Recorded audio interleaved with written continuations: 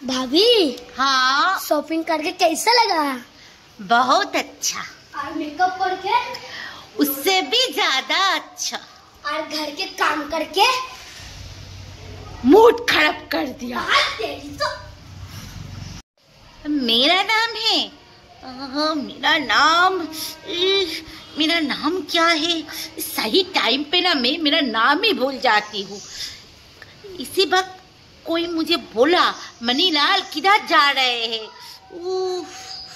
अरे तुम्हारा नाम मनीलाल है, मनीलाल।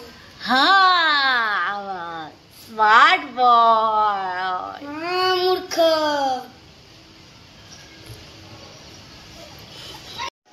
ওহো, বিয়ে করে জীবনের 12টা বাজিয়েছি আর বাচ্চা পয়দা করে জীবনের 13টা বাজিয়েছি।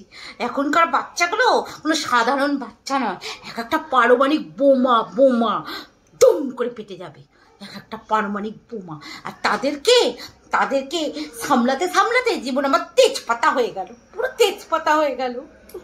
আর এই তেজপাতা চেহারা নিয়ে এখন যদি আমি রাস্তাঘাটে বেরোই, সবাই আমাকে ভিক্ষা দিবে, ভিক্ষা। এমন চেহারা হয়েছে আমার।